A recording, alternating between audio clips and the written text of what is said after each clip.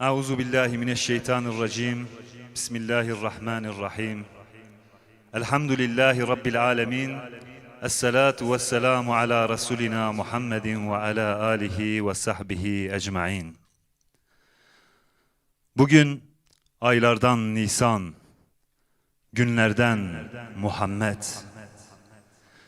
571'in Nisan'ı da zulüm ve cehalet yağmurunun hüznündeydi. İnsanlık maddi ve manevi hastalıkların pençesinde, uçurumun kenarındaydı. Ve sen geldin. Bahar yüzünü gösterdi. Hüzün yerini sevince bıraktı. Kuraklık bitti. Bolluk ve bereket geldi. Ama bugün hüzün tüm cihanı kaplamış. Mazlumların ahı gökleri delmekte. Savaşlar, zulümler, hastalıklar, şeytan mücessem bir virüs olup kalpleri ve beyinleri işgal etmiş. Nefis hastalığı salgın gibi tüm küreyi sarmışken, maddi hastalıklar da tüm cihanı zapt etmiş, imtihan sebebi olmuş. Maddi ve manevi salgınların girdabında kaybolan insanlığa yeni bir Nisan, yine sen lazımsın ya Muhammed. Gel, gel ey can Resul. Betenabe rehberimin, betenabe evinemin, ey serdarimin. Dünya tiji zulümdü be, katildi be, mirindi be, talandı be, veyrandı be. Lebeli azadi betenabe. Eşdi be, elemdi be, jandı be, nehoşindi be. Lebeli ya Muhammed, şifa betenabe. Jehevketindi be, behevketindi be, durketindi be. Lebeli vahdet gıhaştın, vuslet betenabe ey can Resul. Bitedgijin hev evindar, kondibin li meydanan. Hevardikin dikirin dibêjin, ey aziz dila, ey roniya çava. Devere, dîsa were, ümmet muhtaç teye, insaniyet muhtaç teye. Lewra jiyan betenabe, ey şifayı hemû eşa, ey can Muhammed.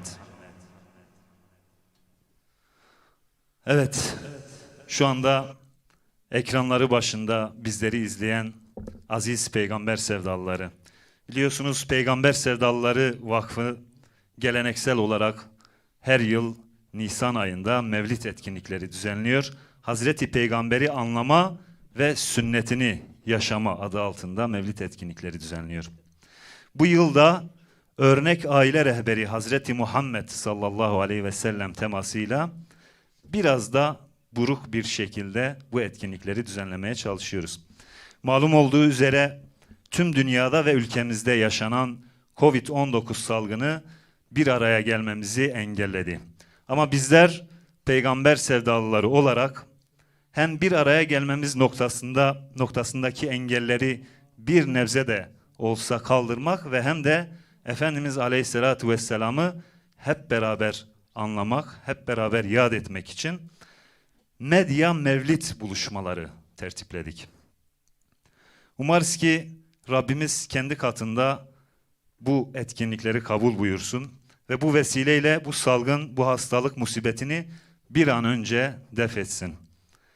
Ki bizler inşallah yine meydanlarda Muhammedi sevdayı, Muhammedi coşkuyu tekrar haykıralım. Bu vesileyle örnek aile rehberi Hazreti Muhammed sallallahu aleyhi ve sellem temalı medya mevlid buluşmanıza hepiniz hoş geldiniz, safalar getirdiniz efendim. Evet, biz meydanlara alıştık, sizler de meydanlara alıştınız biliyoruz. Şu anda ekranları başında bizleri izleyen bütün peygamber sevdalıları şu anda büyük bir coşkuyla bekliyorlar, coşkuyu bekliyorlar. Coşku başladı inşallah. Bütün sıkıntılara, bütün hastalıklara rağmen biz bu coşkuyu evlerimizde bu sene inşallah yaşayacağız. Şimdi programa geçmeden önce ben kısa bir şekilde programın akışını arz etmek istiyorum. Bu etkinliğimiz bütün güzel etkinliklerde olduğu gibi Kur'an-ı Kerim tilavetiyle başlayacak. Ardından Efendimiz Aleyhisselatü Vesselam için Mevlid okunacak. Özlem Ajans sanatçılarımız sahnede yerlerini arayacaklar ara ara.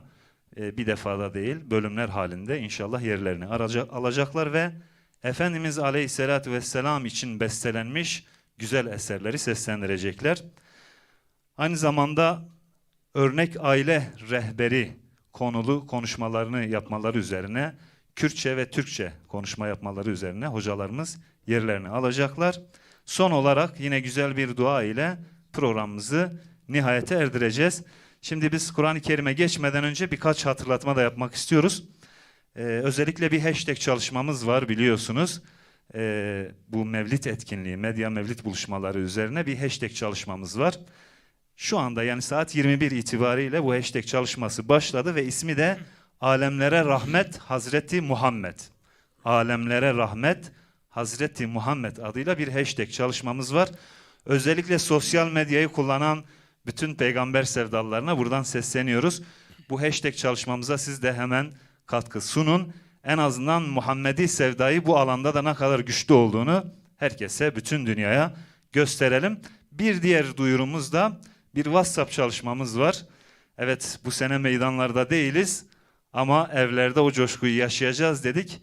O coşkuyu yaşarken çektiğiniz fotoğrafları da birazdan ekranlarınızda göreceğiniz WhatsApp numarasına gönderebilirsiniz. Biz de bu görüntüleri, bu fotoğrafları inşallah buradan paylaşacağız diyelim. Bu hatırlatmayı birkaç defa daha yapacağız inşallah. Şimdi Kur'an-ı Kerim tilavetleri için Sayın Ömer Akgül hocamızı huzurlarınıza arz ediyoruz. Buyurun hocam. Allahümme salli ala seyyidina Muhammedin nebiyyil ümmi ve ala alihi ve sahbihi ve sellim. من الشيطان الرجيم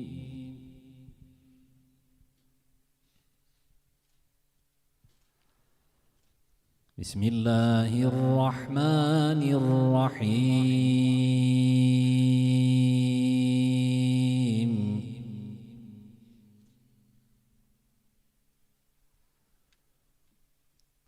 لقد كان لكم في رسول الله أسوة حسنة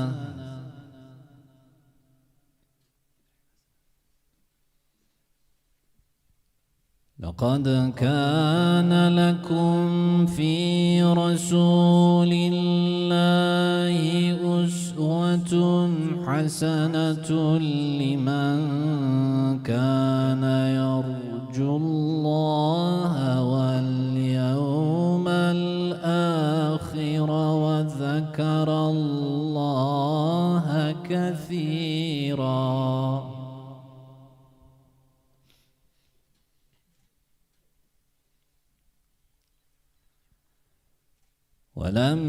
ولما رأى المؤمنون الأحزاب قالوا هذا ما وعدنا الله ورسوله وصدق الله ورسوله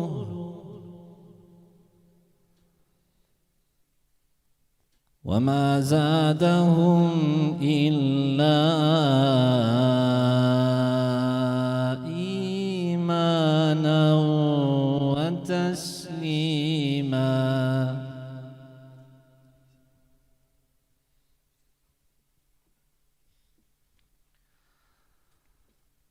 من المؤمنين رجال صدقوا ما عاهدوا الله عليه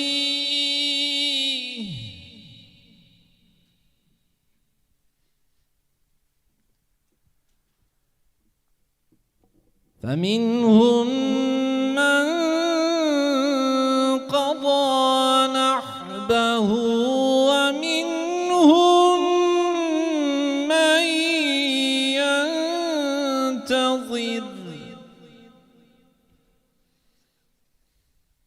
وما بدلوا تبديلا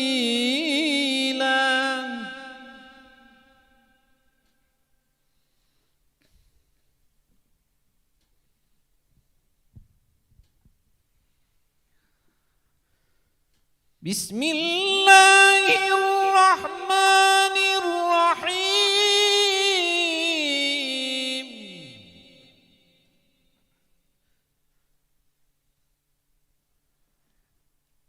يا أيها النبي إنا أرسلناك شاهدا ومبشرا ونذيرا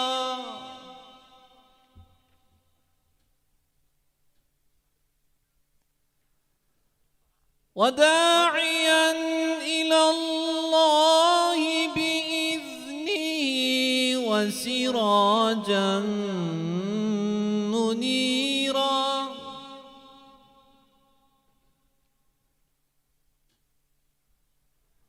وبشر المؤمنين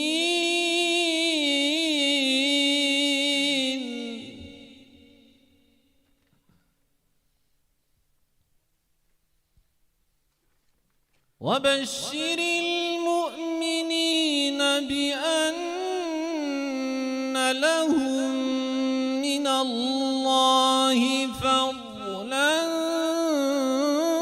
كبيرا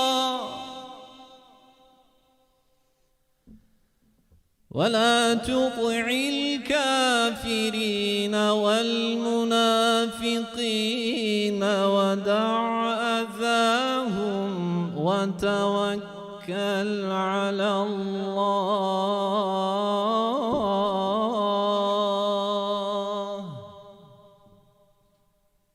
وكفى بالله وكيلا صدق الله العظيم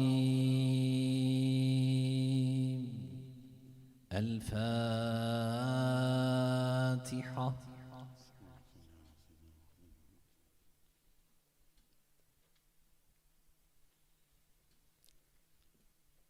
يا رسول الله يا حبيب الله يا نبي الله يا عبد الله الصلاة عليك والسلام عليك الصلاة عليك والسلام عليك.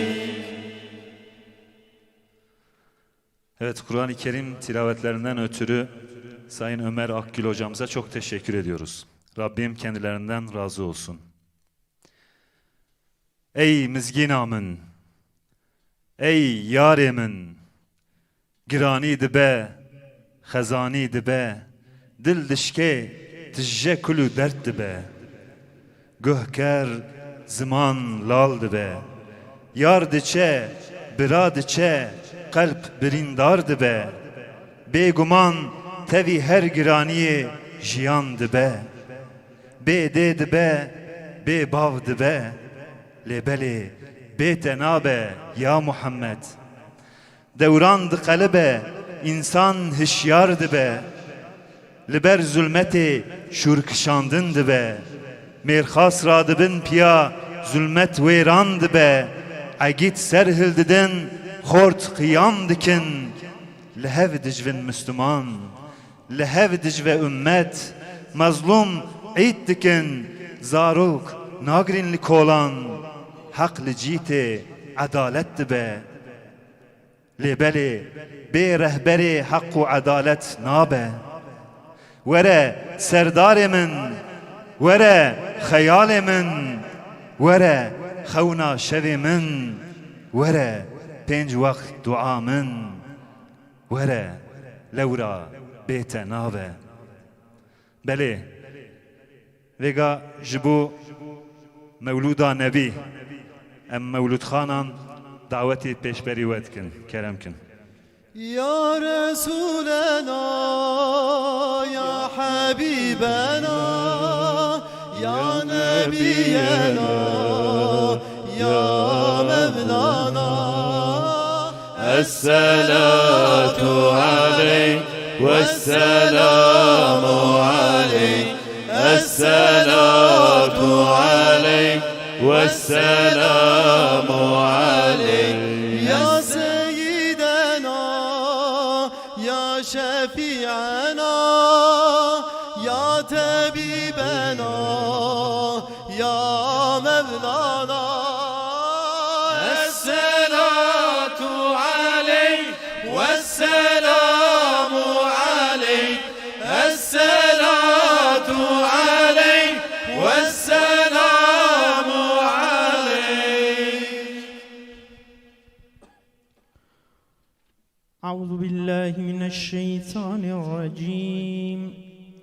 بسم الله الرحمن الرحيم. إن الله وملائكته يصلون على النبي يا أيها الذين آمنوا صلوا عليه وسلموا تسليما. اللهم صل على سيدنا محمد النبي الأمي وعلى آله وصحبه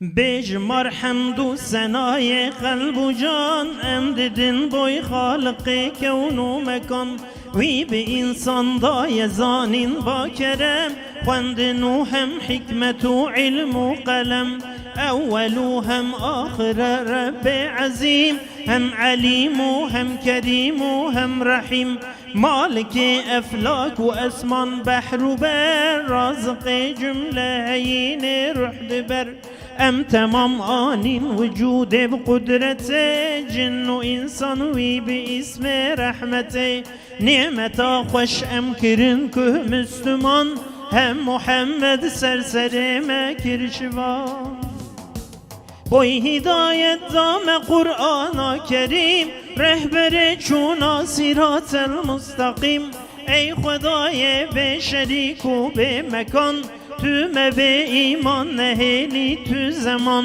دور نکیمت صاحبن که ام بجین یک دم یارب جدین خوی مبین ما بکی یارب ج اهل پر وفا تابع ریکا محمد مصطفى شاشنکی مجور یا تا آخرته طاهرن ام ناف جنان و جنته امشي عشقا جان ودل با خوش كلام هرب بيجن الصلاة والسلام الصلاة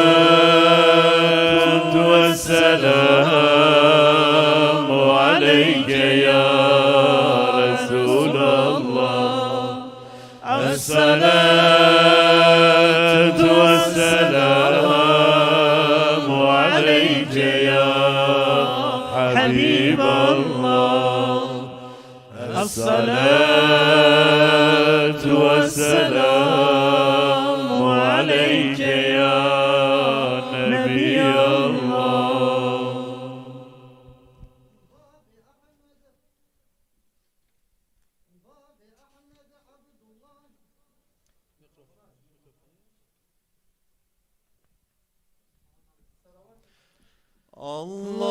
اللهم صل صل على سيدنا محمد النبي الأمي وعلى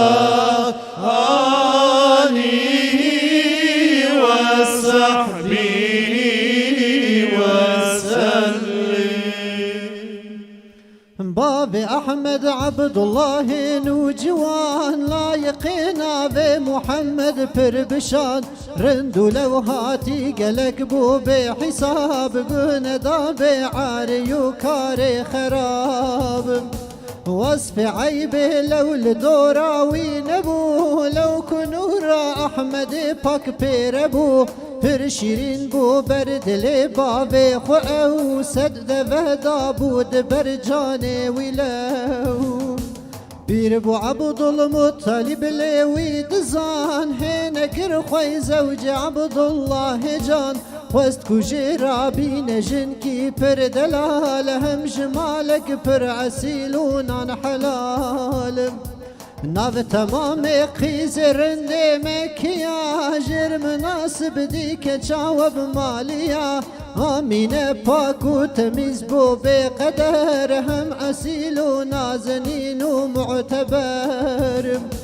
پر شرف دای خدای لا مکان و نقنجی والد جمله جهان رابو عبد المطلب کر کاروبار دعوتک گل کی مزن چکر جوارم خلق مكة تبدهات دعوته هم نكاح وانبرن وساعته بار نور سربوك وزابا ودمي ضاملك تسبيح رب عالمين بر بقدر أول بار بهر دزات لو جوان بويا فخر كائنات أو مشرف بن بنورا أحمدي داي وان أولو خداي سرمدي بوري ششمه سروي صالة هر دكان أو سعيد بن بشبو رج هر زمان ليكو زابا شو ديار غربتي آمين بحمل خمادر حسرتي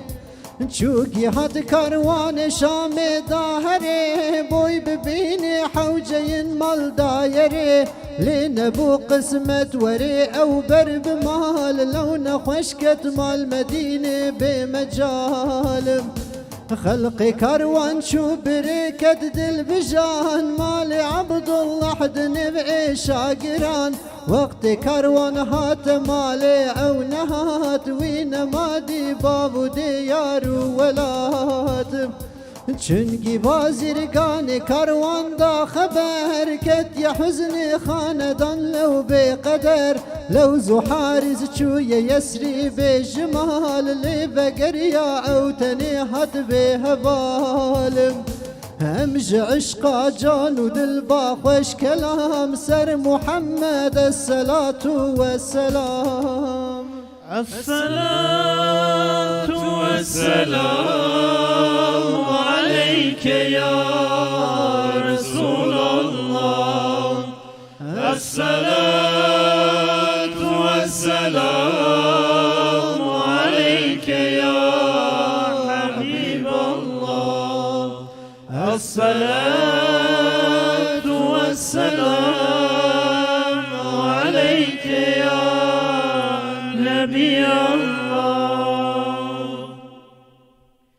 عيد وججن لعالم دايروج الصلاة عليك والسلام عليك حتى دنيا مصطفى لو ست بيروز الصلاة عليك والسلام عليك ست بيروز هاتوايا مزقيني براز الصلاة عليك والسلام عليك ست بيروز هات خاتم بيغمبرا الصلاة عليك والسلام عليك ست بيروز هات رهبر وأمتي الصلاة عليك والسلام عليك هات إمام بشيوان دولتي والصلاة عليك والسلام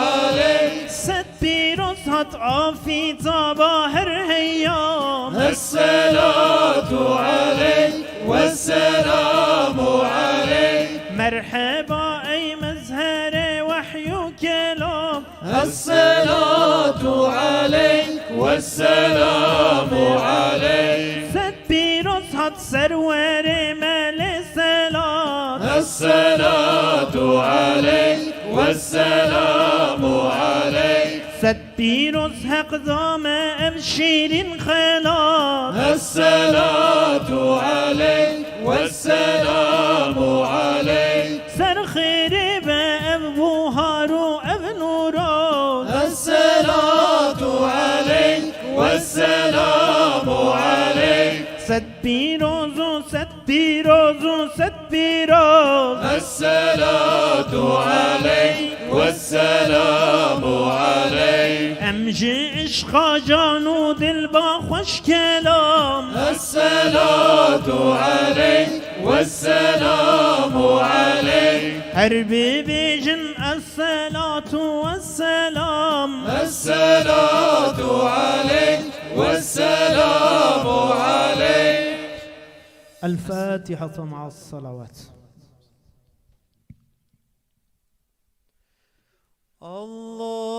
اللهم صل على سيدنا محمد النبي الأمي وعلى آله وصحبه وسلم. Adın bereket, adın rahmettir aleme. Gel can Resul. Miraç'tan iner gibi gel demişti şair. Biz Hira'dan iner gibi gel diyoruz. Vahyin mesajını en berrak haliyle getir bize. Ta ki cahiliye ayrıntıları temizlensin aramızdan. Okut bize yeniden evreni ve insanı. Gel, gel can Resul. Nisanlarda seni bulacağımızı biliyoruz. Üzerimize rahmet rahmet yağacağını, zihnimizi ve bedenimizi maddi ve manevi tüm virüs ve mikroplardan temizleyeceğini biliyoruz. Ey can Resul, zamanı nisanlarla dolduruyoruz. Gel. Rahmet intizarında secde yerlerini gözyaşları ile ıslatan eşler ve anneler için gel. Boynu bükük, kalbi kırık, gülüşlerinin arasına hıçkırıklar gizleyen çocuklar için gel. Ey can Resul, bir Nisan yağmuru gibi bereketlerle, sevgilerle, şifalarla gel. Cisminle gelmezsen de içimizi aydınlatan sözlerinle, çağlara ışık tutan eylemlerinle gel. Kurak dünyamız seninle bereket bulsun. Hasta bedenler seninle şifa bulsun. Selat ve selam sana olsun ey can Resul ya Muhammed. Evet, değerli gönül dostları, değerli peygamber sevdalıları, birazdan Peygamber Efendimiz Aleyhisselatü Vesselam için bestelenmiş güzel ezgiler, güzel marşlarla coşacağız inşallah, ama sizler de evlerinizde bu coşkuya elbette ki ortak olacaksınız. Programımızın başında hatırlatmıştık. Bir WhatsApp numaramız var.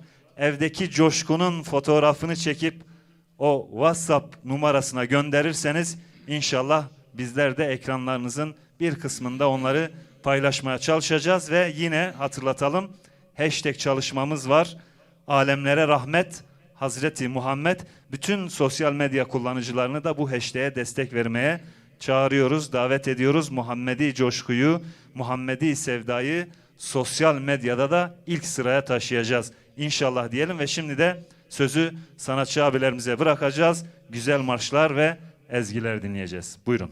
صلى الله على محمد صلى الله عليه وسلم صلى الله على محمد صلى الله عليه وسلم اللهم صل على سيدنا محمد النبي الأمي وعلى آله وصحبه وسلم.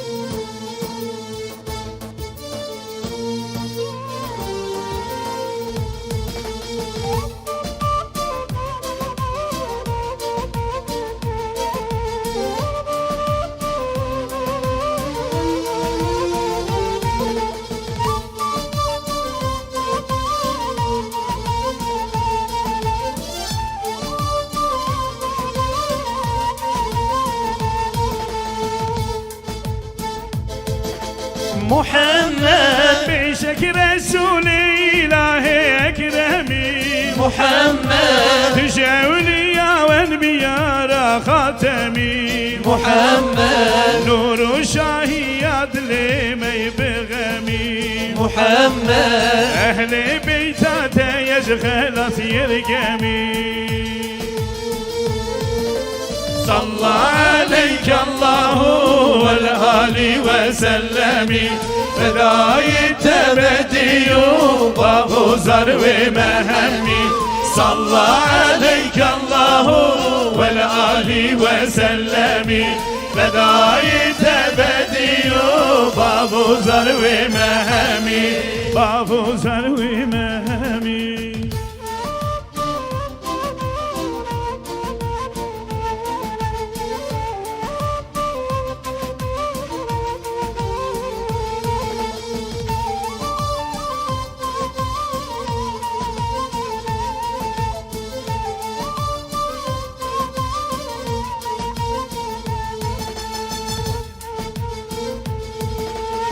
محمد جنس لباك وباق جي هاشمي محمد تجي اسماعيل ودعاء ابراهيمي محمد مسكين عيسى وموسى كليمي محمد تفتل محلوقات يتمي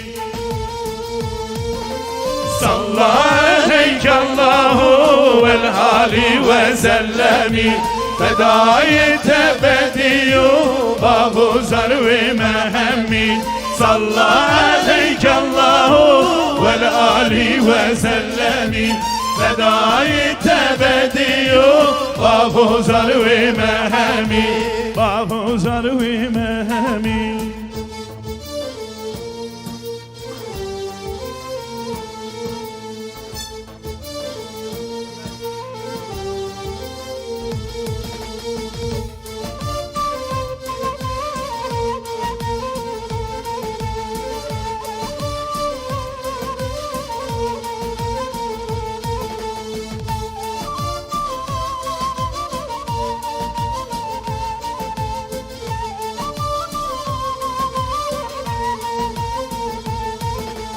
محمد رحمة إلهي العالمين محمد تسبب عفوها ووادمي محمد معصوم الجهر نباشي وزمين محمد بيغنبري بيغندن وقلمي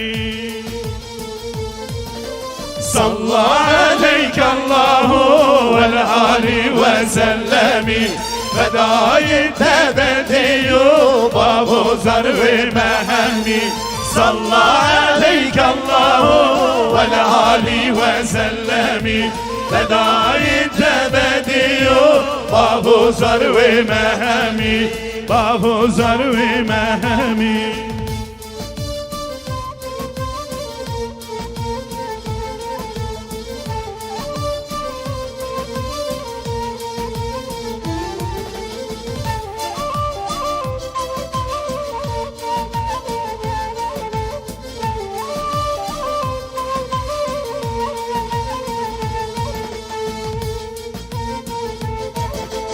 Muhammed Rehberi mümnayı her demi Muhammed Bağçı dilime de gül olemi Muhammed Serhe bunu bnişanu alemi Muhammed Tijde vizal muhayin ragemi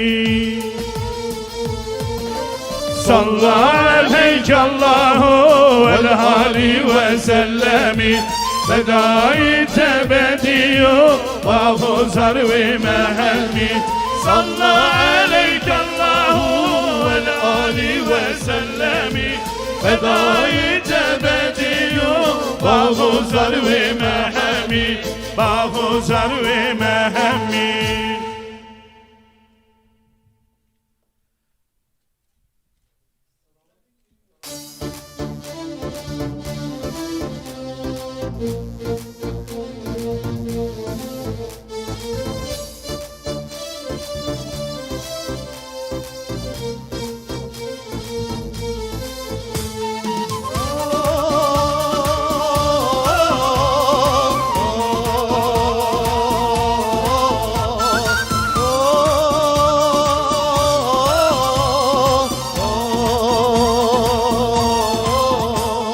Geldi bak lisanımız, alemlendi aşkımız, Muhammedi sevdamız meydanlarda. Geldi bak lisanımız, alemlendi aşkımız, Muhammedi sevdamız meydanlarda. Muhammed önderimiz, Kur'an'dır rehberimiz, İslam'dır özlemimiz meydanlarda. Muhammed önderimiz, Kur'an'dır rehberimiz, İslam'dır özlemimiz meydanlarda. Haydi ümmet Muhammed'i sevdaya, haydi ümmet Muhammed'i sevdaya, haydi ümmet Muhammed'i sevdaya, haydi ümmet Muhammed'i sevdaya.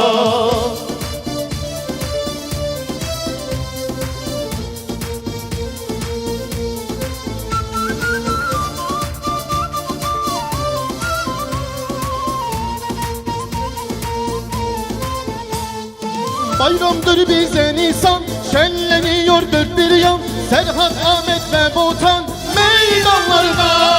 Bayramdır bize Nisan, şenleniyor dört bir yan, Serhat, Ahmet ve Botan meydanlarda. Bekler bizi meydanlar, coşkun sel gibi çağlar, ümmet için yananlar meydanlarda. Bekler bizi meydanlar, coşkun sel gibi çağlar, ümmet için yananlar meydanlarda. Haydi ümmet Muhammed'i sevdaya, haydi ümmet Muhammed'i sevdaya, haydi ümmet Muhammed'i sevdaya, haydi ümmet Muhammed'i sevdaya.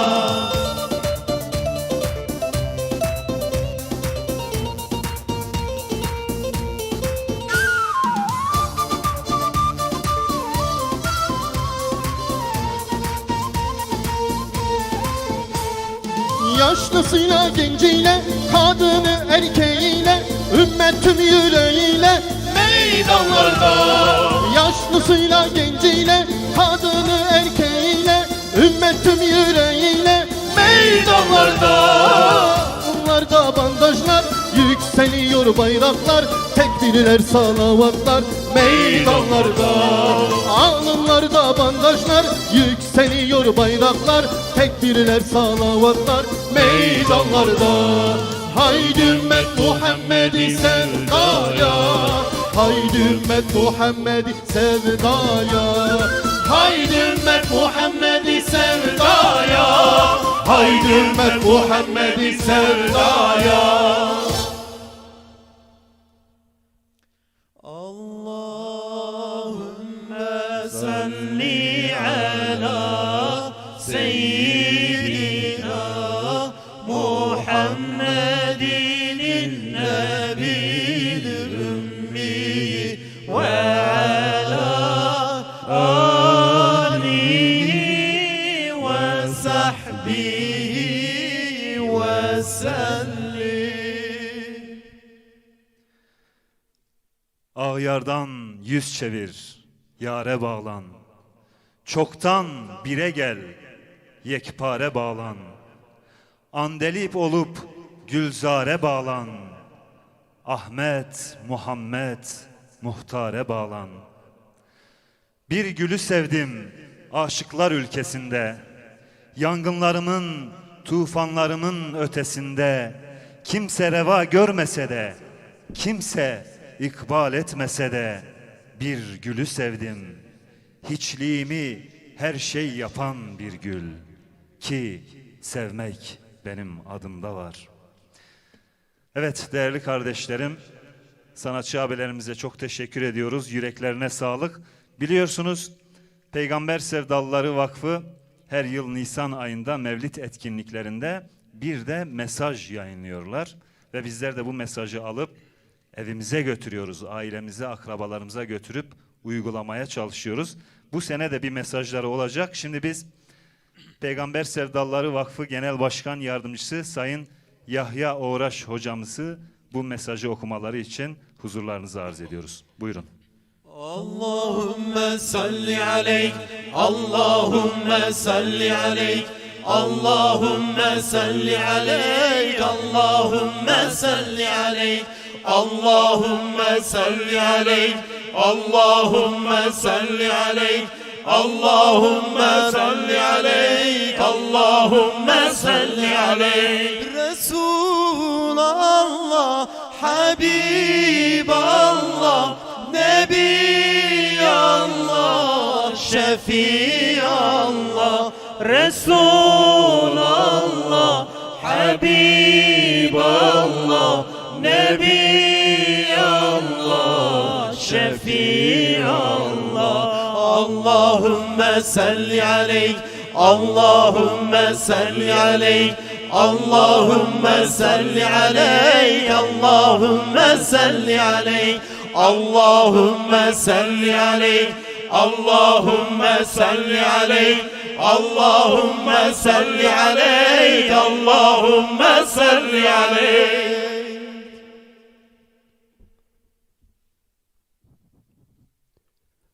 Bismillahirrahmanirrahim. Hazreti Peygamber'i anlama ve sünnetini yaşama Mevlid etkinlikleri mesajımız. Hamd alemlerin Rabbi olan Allah'a mahsustur. Salat ve selam onun kulu ve elçisi olan Muhammed sallallahu aleyhi ve selleme, al ve ashabına olsun.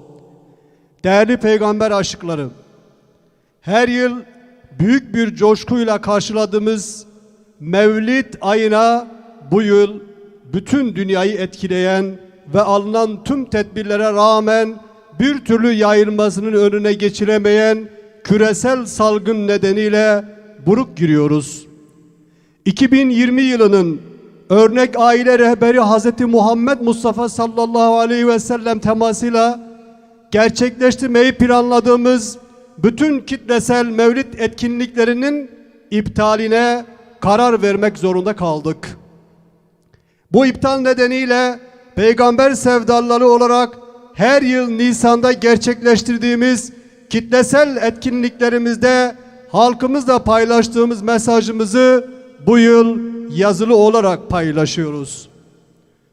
Ülfet ve muhabbet ile saadeti dareyn'in kaynağı aile kurumunu yeniden ihya etmek gerekir. Aile, sağlıklı toplumun temeli, fertlerin huzur ve mutluluk kaynağıdır. Kendilerine sükunet bulup huzura eresiniz diye kendi cinsinizden eşler yaratıp aranıza sevgi ve merhamet var etmesi de onun ayetlerindendir. Rum 21. ayet. Yüce İslam peygamberinin sizin en hayırlınız ailesine karşı en hayırlı olanınızdır. Nebevi mesajına kulak vermek ve hayırda yarışmak gerekir. Uhuvvet ve muavenet ile muhacir olmuş kardeşlerimize ensar olmak gerekir. Yurtları başlarına yıkılan, şehirleri talan edilen, ocakları dağıtılan mazlumlar sığıntı ve yük değildir. Bilakis Haşr suresinin 9. ayetinin müjdesiyle belki kurtuluşumuzun vesilesidirler. Onlardan yani muhacirlerden önce o yurda yerleşmiş ve imanı da gönüllerine yerleştirmiş olanlar hicret edenleri severler.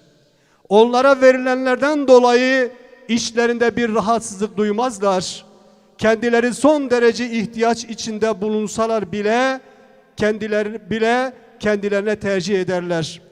Kim nefsinin cimriliğinden, hırsından korunursa işte onlar kurtuluşa erenlerin ta kendileridir. Sulh ve selamet ancak Rabbimizin bizden istediği kardeşliğin tesisi ve gereğini yerine getirmek ile İslam beldelerinde gerçekleşecektir. Müminler ancak kardeştir. Öyleyse kardeşlerinizin arasını düzeltin.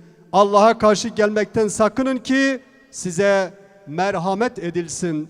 Hucurat 10. Hiçbir anlaşma, bireysel maslahat, uluslararası ilişkiler, zalimleri ve İslam düşmanlarını Müslüman kardeşine tercih etme hakkını bizlere vermez.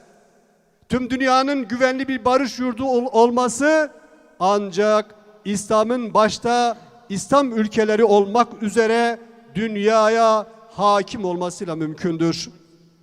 Marifet ve hikmet, kelamullahı rehber, sünnet-i seniyeyi yol bilmektir.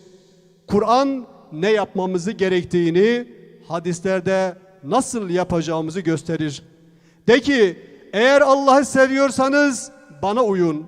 Allah da sizi sevsin ve günahlarınızı bağışlasın. Ali İmran 31. ayet. Size 2 emanet bırakıyorum. Onlara sarıldığınız müddetçe dalalete düşmezsiniz. Hadis-i şerif. Karanlığın kol gezdiği, batıl ideoloji ve yolların fikriyatımızı körelttiği bir çağda marifet, inanç, düşünce, fikir ve duruşumuzu Kur'an'a uydurmaktır. Yolların çoğaldığı, tefrikanın kışkırtıldığı, cehaletin kör bir örtü gibi bizi kuşattığı son demde hikmet, doğru istikameti ve nebevi yöntemi yol edinmektir. Şeref ve izzet, dini mubinin kutsiyetini fedakârane muhafaza etmektedir. İzzet Allah'a, Resulüne ve müminlere aittir. Müminleri bırakıp da kafirleri dost edinenler onların yanında izzet mi arıyorlar? Bilsinler ki bütün izzet yalnızca Allah'a aittir. Nisa 139. ayet. Kudüs davası Müslümanlar için vazgeçilmez itikadi bir meseledir. Kudüs sevdamız tüm hesaplardan bağımsız şerefli bir duruşun nişanesidir. Emperyal güçlerin 100 yılın anlaşması adıyla tedavüle sokmaya çalıştıkları sözde barış planı 100 yılın yıkım ve ihanet anlaşmasıdır. Ve şerefli Müslümanların nezdinde yok hükmündedir. Allah Celle Celaluhu tarafından mübarek kılınan Beytül Makdis'i kurtarmak her Müslümanın vefa borcudur. Müslümanlar olarak Kudüs'ün kurtuluşu uğruna ödenecek her bedele hazır olduğumuzu ilan ediyoruz. Zenginlik ve servet halkın arasında adalet ve hakkaniyetle dağıtılmalıdır. Ülkenin gelir ve zenginlikleri tüm fertlerin ortak hakkıdır.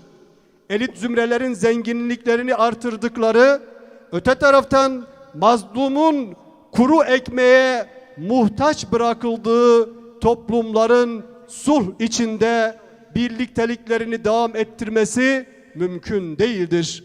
İnanıyoruz ki Hz. Ali radıyallahu anhu'nun buyurduğu gibi dünyanın herhangi bir yerinde bir lokma ekmeğe muhtaç biri varsa mutlaka başka bir köşesinde ihtiyacından fazla tüketen veya stoklayan birileri vardır. Beşeri sistemlerin vaat ettikleri hürriyet, refah ve eşitlik gelmedi. Fakirler daha da fakirleşti. İnsanlar artık kendi memleketlerinde bile hürriyetten mahrum kaldı. Öyleyse bütün dünyaya dayattıkları mevcut iktisadi sistem terk edilmeli. Servetin sadece bir zümrenin arasında dolaşan bir devlet olmaktan çıktığı, israf ve zulmün olmadığı, hiç kimsenin aç ve açıkta kalmadığı, herkesin hakkına kavuştuğu faizsiz ve adil bir sisteme bir an önce geçilmelidir. Peygamber Sevdalıları Vakfı. Udhulu mesakinekum ve zkurullâhe. Ya Resulena, ya Habibena, ya Nebiyena, ya Mevlana. Esselatu aleyk ve selamu aleyk. Esselatu aleyk ve selamu aleyk. Evet, Peygamber Sevdalıları Vakfı Genel Başkan Yardımcısı Sayın Yahya Uğraş hocamıza çok teşekkür ediyoruz. Yetiş, ayağının tozu olduğumuz peygamber. Yetiş, her zaman diri olan varlığınla. Yetiş, yak lambamızı. Yetiş, aydınlat karanlığımızı. Yetiş, yeşillendir çöllerimizi. Yetiş, dirilt insanımızı.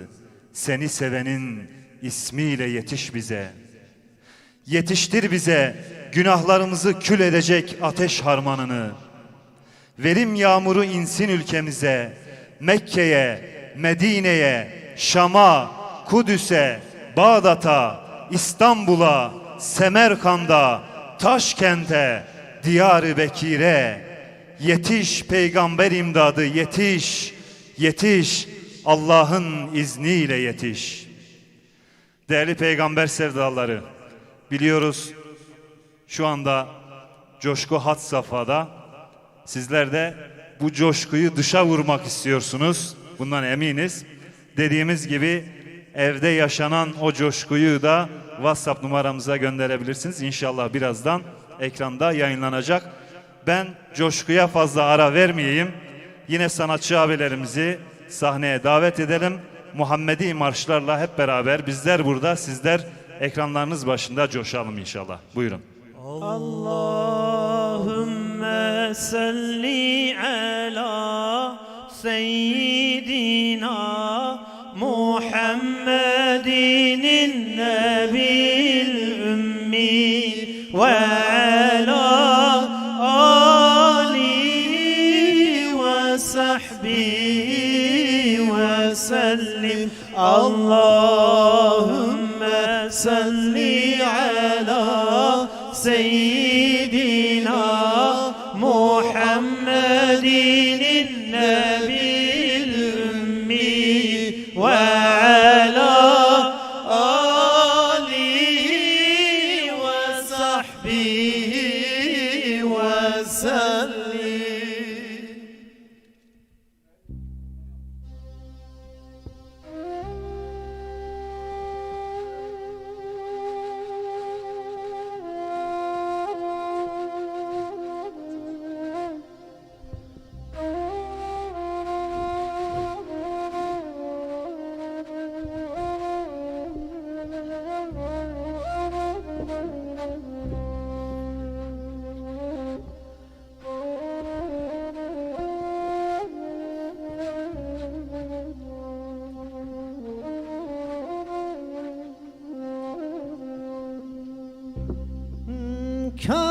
كان يا صدق صفايا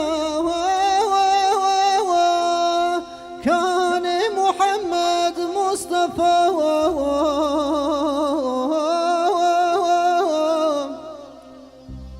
كان الشفيع بر وفا كان محمد مصطفى كان قل شاهلتي كان بجنا واكشف حيلي مسكندني وروضة شريف كان محمد Mustafa'yı Mesken Nevruda Şerif Kane Muhammed Mustafa'yı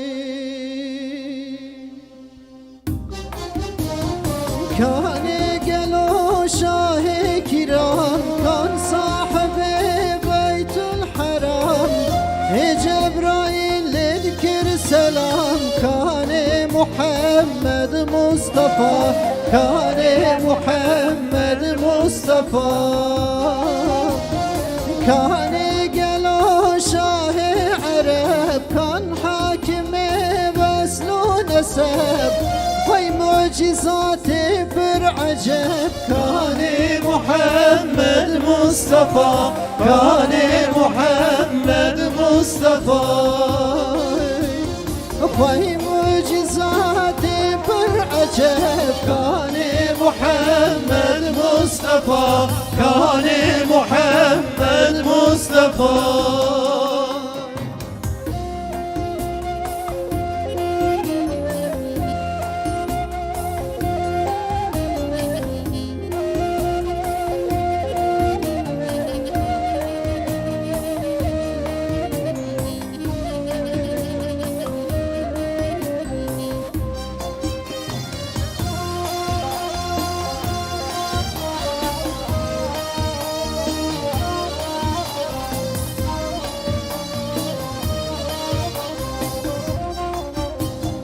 Kane gelo Şah-ı Azam Kan nasıh-ı Haçu Senem Kehfül edebi vel alem Kane Muhammed Mustafa Kane Muhammed Mustafa Kane gelo taca sera Serdep tera Peygambera Rojurunaya her dera Kane Muhammed Mustafa Kane Muhammed Mustafa Rojurunaya her dera Kane Muhammed Mustafa Kane Muhammed Mustafa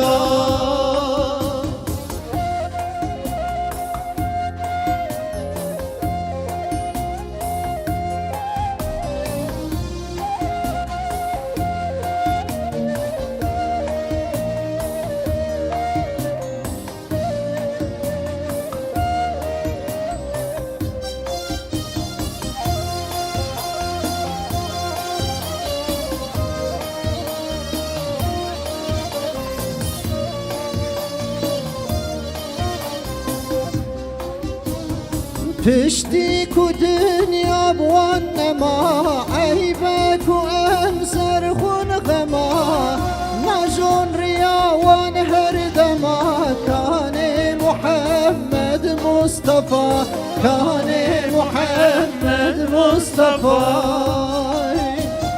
تبلیغ کرن وان خاص عام جهاد کرن سبح و دشام عدل و عبادت دابنام كان محمد مصطفى كان محمد مصطفى عدل و عبادت دابنام كان محمد مصطفى كان محمد مصطفى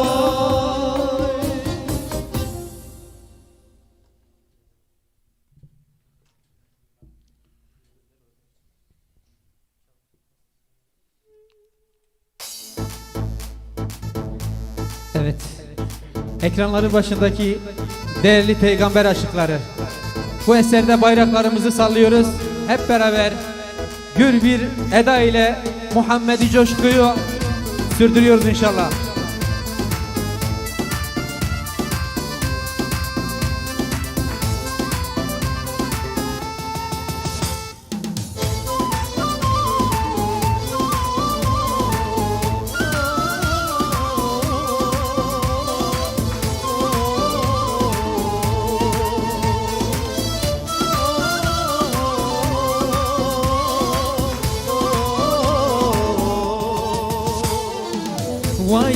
رسول خدا بتكبير وسلوات مال وجان مجر فدا محمد هات محمد مال وجاني مجر فدا محمد هذا محمد او خاتم الانبياء يا رهبر انس وجنة او تاج السرسرة يا محمد هات محمد او تاج السرسرايا محمد هذا محمد رهبري مرزاني ما سيدي ما سروري ما خلاصي يا ملتي محمد هذا محمد خلاصي يا ملتي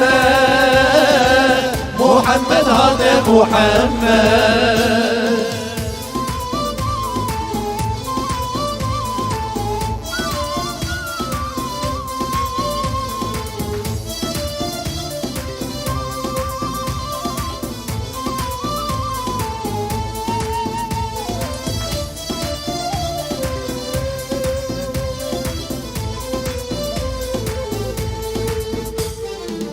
توي خلاصي يا أمة تويج مرمزقينا جنة تويج أسرار سعادة محمد هات محمد تيج أسرار سعادة محمد هذا محمد هاتنا تجمر مسكينة ويكا أنصار مدينة أم قربان الرياوينا محمد هات محمد قربان الرياوينا محمد هذا محمد رهبر مرزاني ما سيدي ما سروري ما خلاصي يا ملتي محمد هذا محمد خلاصي يا ملتي محمد هذا محمد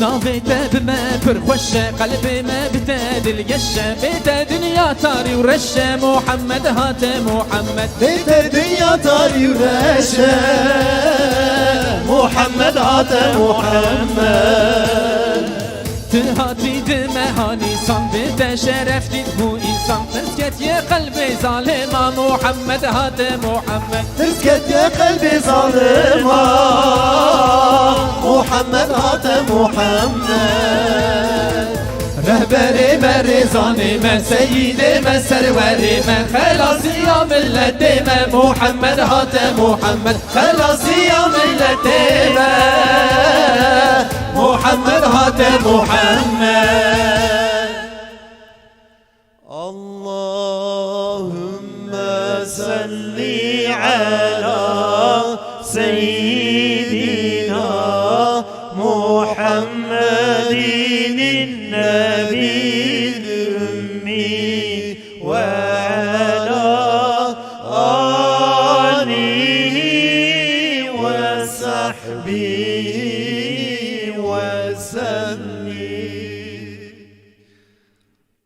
بيت نابه رهبري من بيت نابه evînê min bê zar dibe bê ziman dibe bête nabe ev dava bête nabe ev dua bête nabe gülistan bê gül dibe zivistan bê berf dibe bê nan dibe bê av dibe ya Muhammed vallahi bête nabe دیسا وره یار امتا خو بکه هشیار دیسا وره یار عشقه بگرینه دیار دیار لورا اوین بیته قط نابه ای یار یار بله اوین دارن پیغمبر ام آنا جبو آخافتنا در حق مولودا پیروز مولودا نبی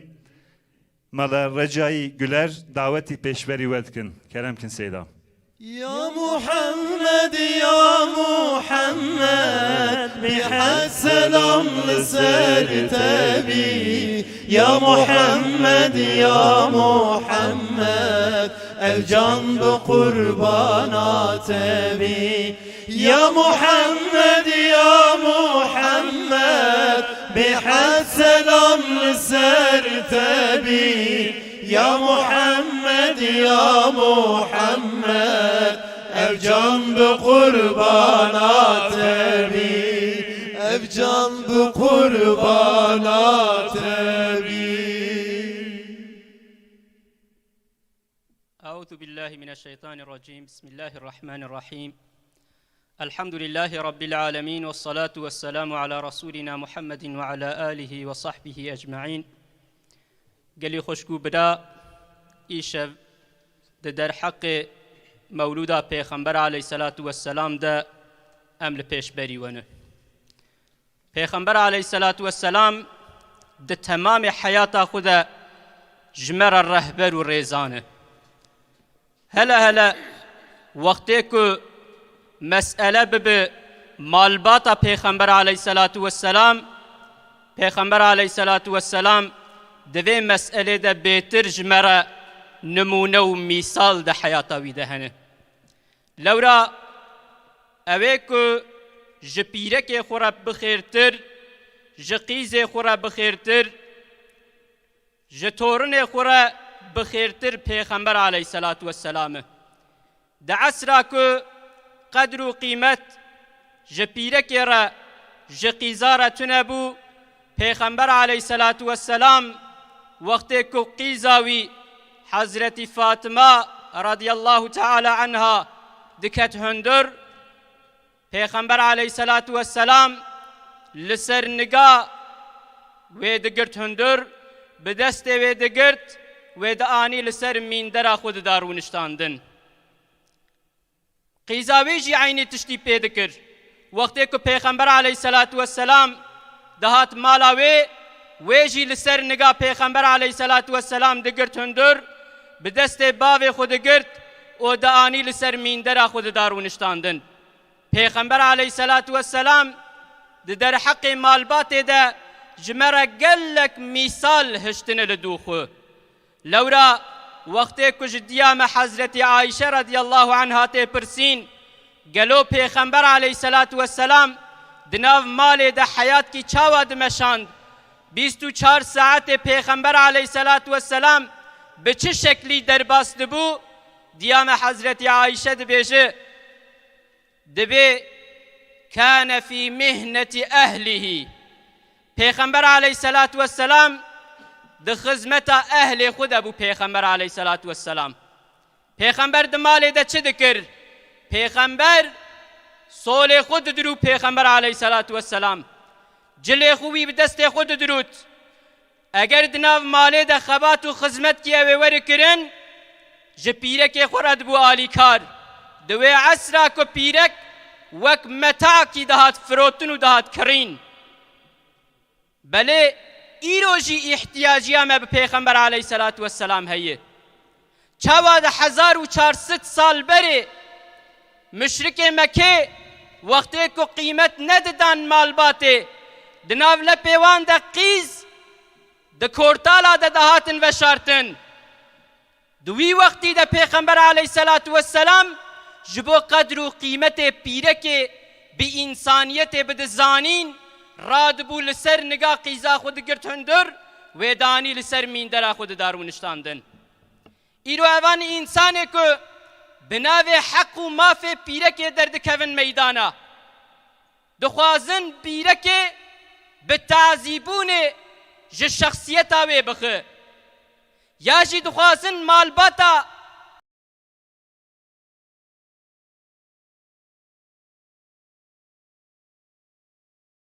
قومیت چیتیه به هنک انسان در کون ارته جبو حق و مافه آنجاق ویج عفتا ویج ناموسا ویج شرفا دخه. پیغمبر علیه الصلاة والسلام پیرک خو وقتی که معامله بوان را دکر چاوا عدالت دناف دولت خود تأسیس دکر و عدالت دانی دناف پیرک خود جی تأسیس دکر. کام بنهرن پیغمبر علیه الصلاة والسلام وقتی که دو وفات آویده او سر خودینه او هر رفیق اعلای دخواست لجم دیام حضرت عایشه بمینه پیغمبر علیه الصلاة والسلام هات پیرک خطوب کرد جوان پیرک خویه که دیه مؤمنانه خدا عز و جل بوی شکلی جوان وانج مرا تعریف دکه جوان مساعده دخوازه ایزنه دخوازه دخواست لحجرة حضرت عائشة رضي الله عنها روحي خو تسليم بك هات مساعدة بيرك خو خواست تمام بيرك وحتى كو مساعدة ندان پیغمبر عليه الصلاة والسلام نچود حجرة حضرت عائشة رضي الله عنها هذا روننشت پیغمبرتی به وی شکلیه رهبر و ریزانتی به وی شکلیه نه به شکل وان رهبر و ریزان سختکار درد کون در سار رهبرتی ریزانتی گویا بدن انسانیته لیتو الحیات وان دنره ده حیات وان ده اثر عدالت تنیه اثر قنجیتی تنیه ده حیات وان ده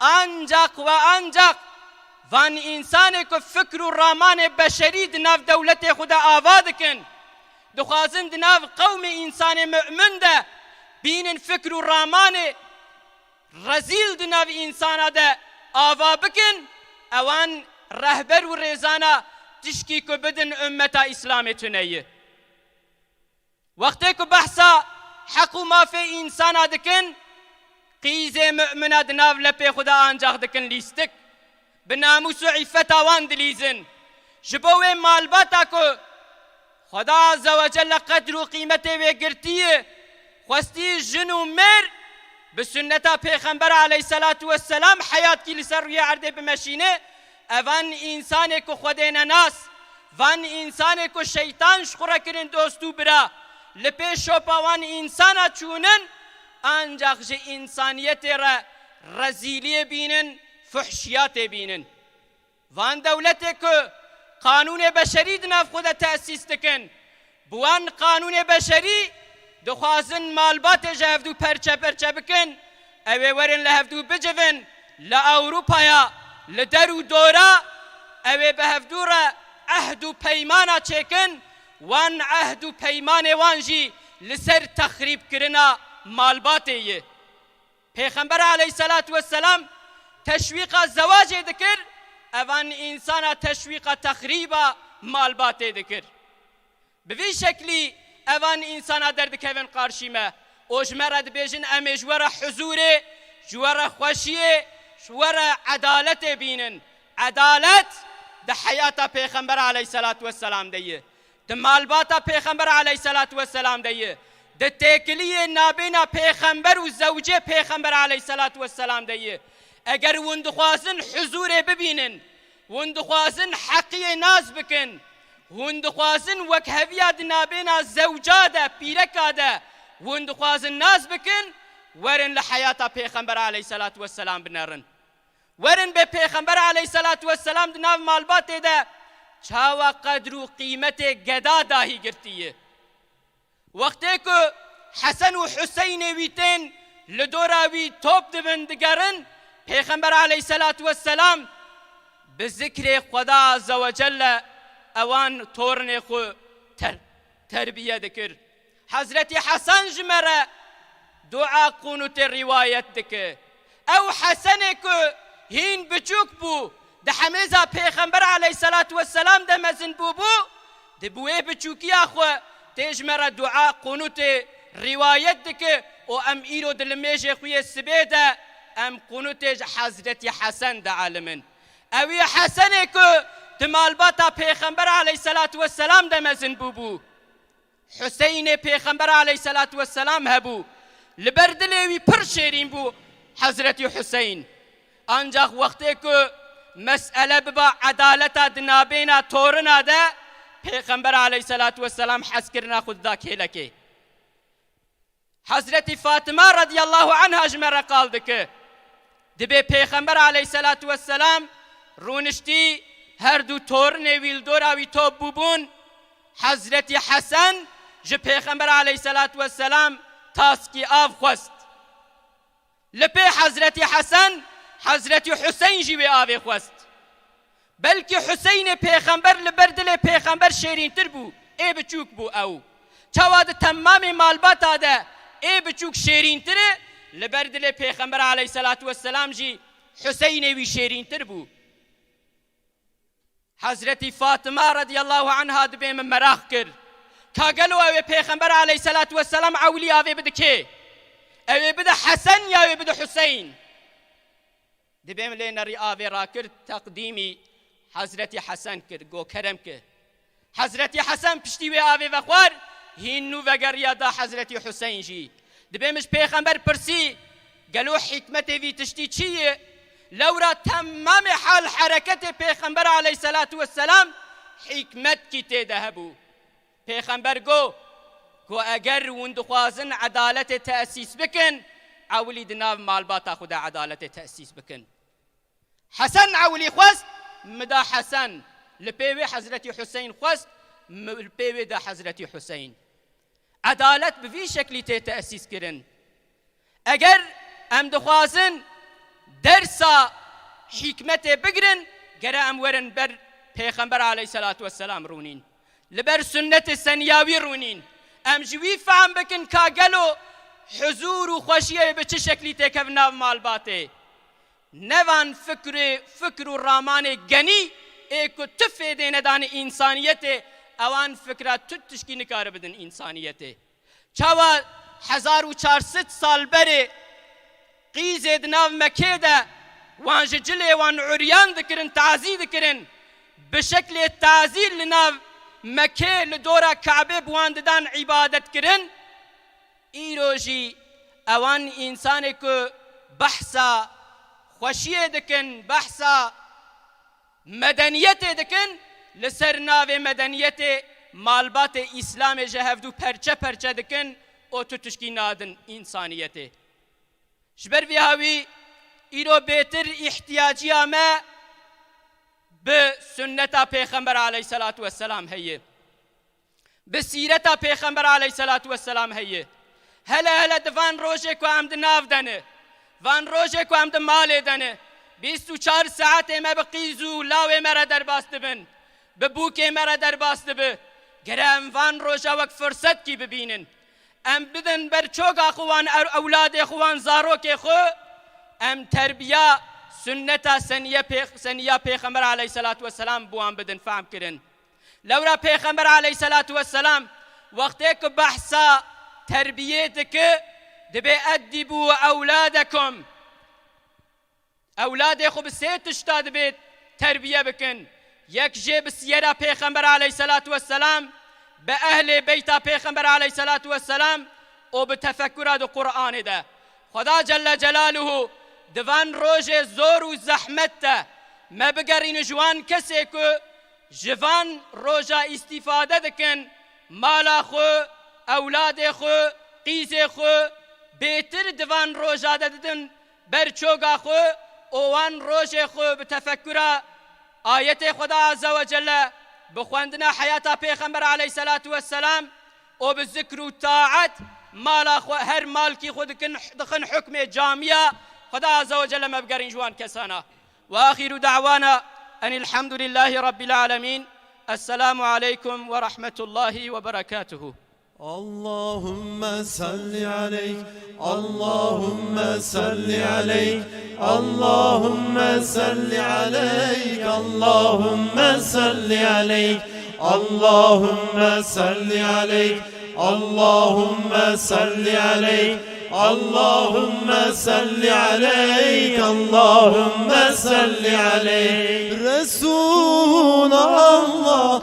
حبيب الله نبي الله شفيع الله رسول الله حبيب الله نبي الله شفيع الله. Evet, Sayın Molla Recai Güler hocamıza çok teşekkür ediyoruz bu anlamlı konuşmalarından ötürü. Ve evet değerli peygamber sevdalıları, heyecan devam ediyor. Birazdan yine sanatçı abilerimiz güzel eserleriyle beraber olacaklar bizlerle. Bu arada gönderdiğiniz fotoğraflar için çok teşekkür ediyoruz. Ara ara ekrandan yansıyor. Sizler de görüyorsunuz ama devam ediyoruz. Evdeki coşkumuzu inşallah o fotoğraflarla burada bizler de yansıtmaya çalışacağız. Şimdi yine Özlem Ajans sanatçılarımızı güzel ilahileri, Peygamber Efendimiz'e seslendirdikleri güzel ilahileri okumaları için buraya davet ediyoruz. Buyurun. Allahümme salli alel Mustafa Nebiyyür Risale ve behri sefa Allahümme salli alel Haşimi Nebiyyür Risale Ebil Kasimi. Esselamu aleyküm ve rahmetullahi ve berekatuhu. Dermanime Kur'an'e, reçetame İslam'e, doktoru tabibime Muhammed-e Rezane. Dermanı her nehoşiya, ilaca her nehoşiya, Kur'an'a Arabiye, Kur'an'a Muhammediye. Allahu Ekber, Muhammed rehber.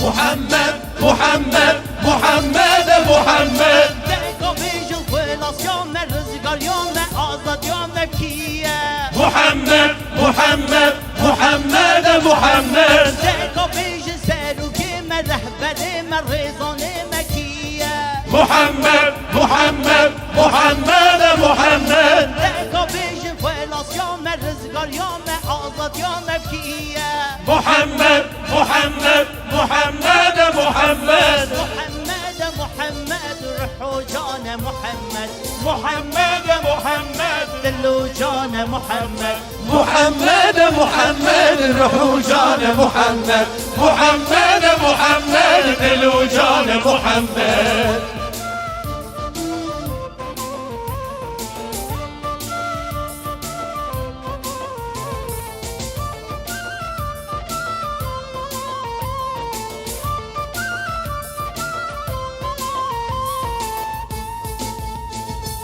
دقا بيج الحكيم ما طبيب ما دختور مكيه محمد محمد محمد محمد دقا بيج ابي نام محبتام صحبتام مكيه محمد محمد محمد محمد دقا بيج الحكيم ما طبيب ما دختور مكيه محمد محمد محمد محمد دقا بيج ابي نام محبتام صحبتام مكيه محمد محمد محمد محمد محمد محمد روحو جان محمد محمد محمد دلو جان محمد محمد محمد روح جان محمد محمد محمد دلو جان محمد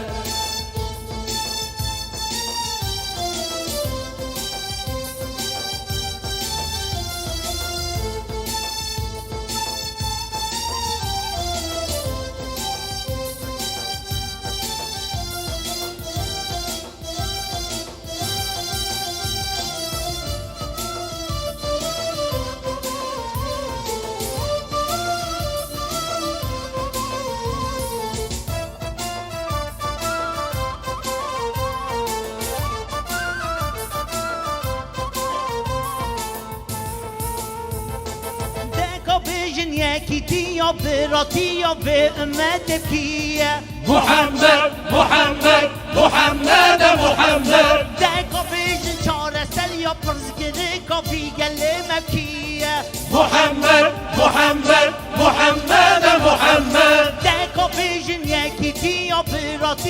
أمة تبكية محمد محمد محمد محمد ديكا بيجن شعر سريا برزقري كافي قلي مبكية محمد محمد محمد محمد محمد محمد روحوا جانا محمد محمد محمد دلوا جانا محمد محمد محمد روحوا جانا محمد محمد محمد دلوا جانا محمد محمد محمد روحوا جانا محمد محمد محمد دلوا جانا محمد. السلام عليكم ورحمة الله وبركاته. قال وايون قال برايون قال جنجون قال اختيارون وما تعالى شما راضي ببو براي دلالون تركي و كرمونج و شما باوين زازا إن شاء الله ما سر پیغمبر عليه الصلاة والسلام ما يو إلهي زازا كما إن شاء الله واجي ده هيدي يا الله بسم الله ما واجي.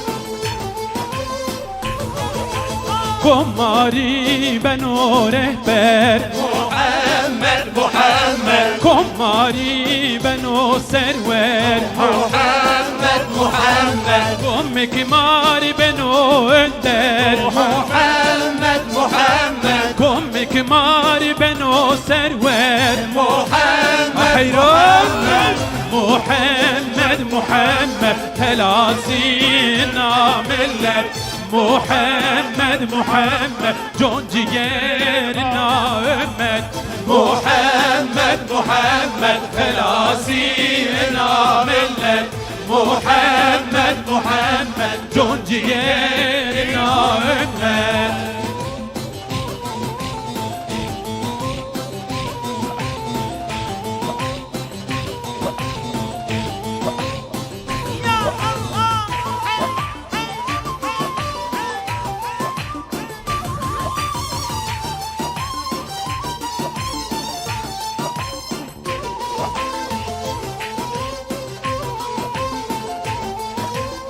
حيران كن جاوب بكرتي محمد محمد كن جاوب عمرتي محمد محمد كن جاوب عثمانيتي محمد محمد كن جاوب زمعلتي محمد حيران محمد محمد ثلاثين ملت محمد محمد جون جيرنا أمت محمد محمد ثلاثين ملت محمد محمد جون جيرنا أمت.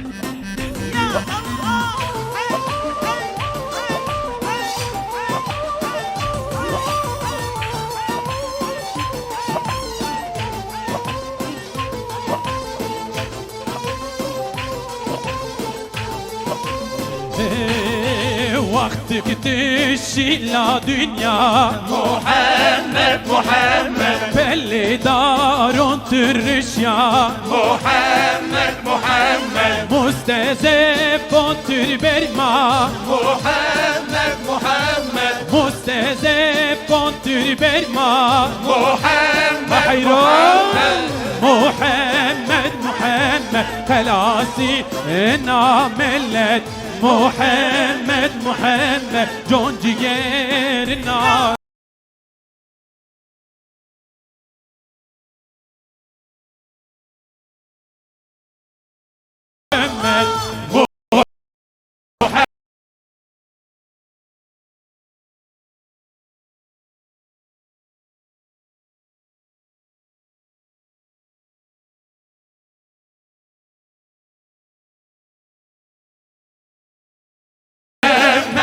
محمد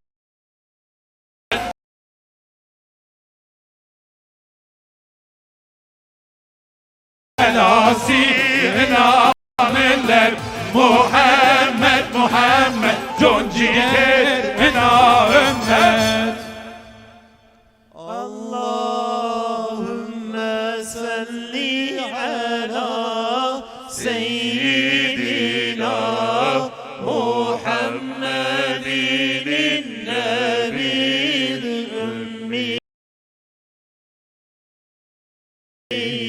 ve ala alihi ve sahbihi ve sellim. Sen kokmayan gülü neyleyim? Neyleyim sensiz baharı? Sen doğmayan günü neyleyim? Neyleyim sensiz ben dünyayı? Senin tenine değmeden gelen yağmuru istemem, meltemi istemem. Seni parlayan sen olmayan gurbeti istemem, vatanı istemem. İstemem ya Resulallah. Evet değerli peygamber aşıkları, şimdi de yine örnek aile rehberi Hazreti Muhammed temalı konuşmalarını yapmaları üzere değerli Molla Ömer Çelik hocamızı huzurlarınıza arz ediyorum. Buyurun. Şirine şirine Nur Muhammed şirine Mizgine mizgine Nur Muhammed mizgine Şirine şirine Nur Muhammed şirine Mizgine mizgine Nur Muhammed mizgine Şirine şirine Nur Muhammed şirine Mizgine mizgine Nur Muhammed mizgine. Euzu billahi mineşşeytanirracim. Bismillahirrahmanirrahim. Elhamdülillahi rabbil alamin. Esselatu vesselamu ala Resulina Muhammedin ve ala alihi ve sahbihi ecmaîn. Esselamu aleyküm ve rahmetullahi ve berekatuhu. Değerli Rehber TV izleyenleri. Her yıl meydanlarda yaptığımız Peygamber Efendimiz Aleyhisselatü Vesselam'ı anma, anlama ve sünnetini yaşama etkinliğini bu yıl ülkemizde ve dünyada bir bela ve musibet olan hastalık, korona hastalığından dolayı Rehber TV aracılığıyla evlerinize misafir olarak yapıyoruz. Bu yılki temamız örnek aile rehberi Hazreti Muhammed Mustafa sallallahu teala aleyhi ve sellem. Değerli izleyicilerimiz, değerli kardeşlerimiz ve bacılarımız,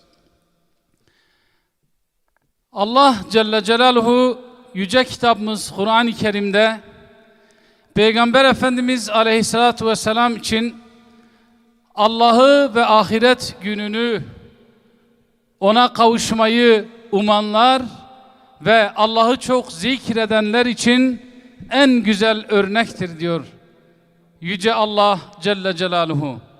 Peygamber Efendimiz Aleyhisselatü Vesselam her konuda örnek alınacak en mükemmel rehberdir. Aile konusunda da aile reisi olarak, aile eğitmeni olarak, bir baba olarak, bir eş, bir koca olarak da en mükemmel ve en güzel örnektir Allah Resulü sallallahu aleyhi ve sellem. Yüce dinimiz İslam aileye büyük bir önem ve değer vermiştir. Aile, kadın, koca ve varsa çocuklardan oluşan en küçük toplumsal bir birimdir. Ve toplumu meydana getiren kurumların temelidir. Toplumlara göre bu temeller değişiklik arz edebilir. Müslim ve gayrimüslim toplumlara göre toplumu ayakta tutan bu temeller değişkenlik arz edebilir ama kevni bir ayet gibi bütün Müslüman ve gayrimüslim toplumlarca kabul edilmiş bir temeldir, bir esastır, bir usuldur aile. Yüce dinimiz İslam, yüce kitabımız Kur'an-ı Kerim'de Allah Celle Celaluhu'nun şu buyruğuyla ailenin ne kadar önemli olduğunu, aileyi ayakta tutmanın, dünya ve ahiret saadetini temin etmenin ne kadar önemli olduğunu bizlere salık veriyor. Ey iman edenler! Kendinizi ve ehlinizi ateşi, yakıtı insan ve taş olan o cehennemden muhafaza edin. Onun üzerinde görevli melekler vardır ve Allah'ın emrine asla isyan etmezler buyuraraktan ailenin maddi ve manevi eğitimini, maddi ve manevi refahını, felahını ailenin reisine yüklemiştir. Yani erkeğe yüklemiştir Allah Celle Celaluhu. Yine yüce kitabımız Kur'an-ı Kerim'de Ali İmran diye bir sure vardır. Yani İmran ailesi diyerekten İslam'ın aileye ne kadar önem ve değer verdiğini gösterir. Bu sadece bizce, yani Müslümanlarca bilinen bir gerçek değil. Dünyayı ve dünyanın idaresini elinde tutmak isteyen şer güçler, müstemleke güçler de bunun çok iyi farkındadırlar.